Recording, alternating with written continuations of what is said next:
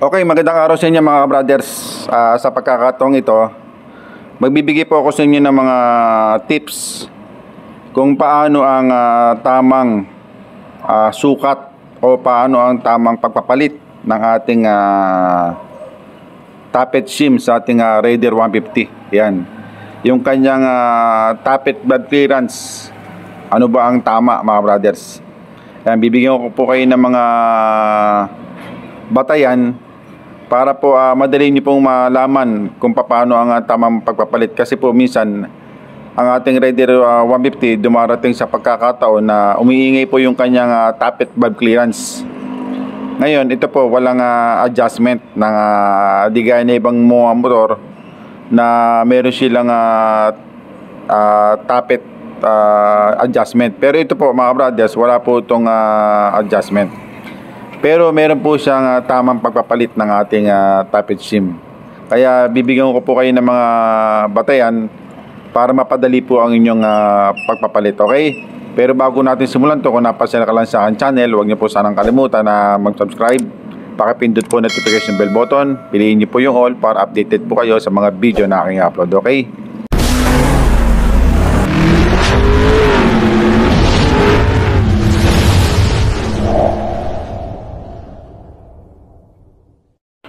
Okay mga brothers, ang pag-inspect po ng ating tappet valve clearance ay every 12,000 kilometers. Yan po ang nakalagay sa ating record book ng ating Suzuki Raider 150. Every 12,000 kilometers, checkin nyo po siya ang kanyang tappet valve clearance. At saka yan po ay mararamdaman nyo po na nagkakaroon po siya ng maingay o malagitik sa kanyang cylinder head. Ayan mga brothers. Ngayon, meron tayo dito record na papakita sa inyo para po mapabilis po yung ating pagbibigay sa inyo ng impormasyon tungkol po dito sa ating pagpapalit ng tappet shim at yung kanyang tappet valve clearance. Okay? Yan, nakalagay po dito sa ating record ng Suzuki mismo galing every 12,000 kilometers, doon po tayo mag-i-inspect ng tappet clearance ng ating Raider 150. Ngayon ang ating clearance sa ating intake ay 0.10 hanggang 0.20 mm yung kanyang service limit. Sa exhaust naman po ay 0.20 hanggang 0.30 mm yung kanyang service limit. Iyan po ang nakalagay sa ating record ng ating Suzuki mismo mga brothers.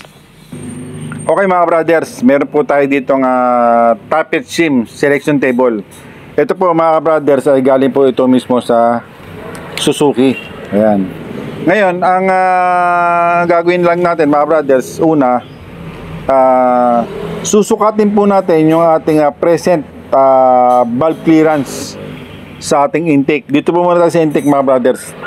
Ngayon, kung makikita nyo po dito sa ating tappet shim selection table, meron po siyang sample na nilagay na 0.21 hanggang 0.25. Kung ganyan po ang inyong present valve clearance, ang gagawin lang natin mga brothers, checkin lang natin yung ating present shim.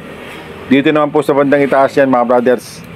Kung ang inyong present shim ay 1.70 mm, lumalabas po mga brothers, ang gagamitin natin na tappet shim na bago ay 1.80. Ayan mga brothers, makikita nyo po sa ating tappet shim selection table mga brothers, hindi na po tayo malilito dyan. Nagbigay na po ng sample itong ating Suzuki dito sa ating periodic selection table mga brothers. 1.70 ang inyong old shim at ang present naman po ay 0.21 hanggang 0.25. Lumalabas ang gagamitin natin 1.80 mm yung ating bagong shim. Yan po ang ating sample sa intake mga brothers. Hindi na po tayo malilito mga brothers. Ganyan po ang batayan natin dito na galing po ito mismo sa libro ng Suzuki. Ngayon, ang susunod naman natin yung ating exhaust.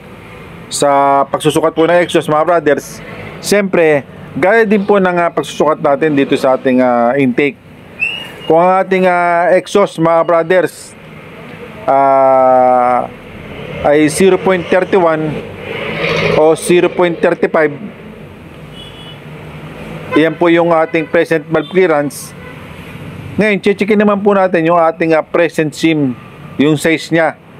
Kung ito po ay 1.70, ngayon, checkin nyo rin dito, nakatapat naman po yan doon sa sample.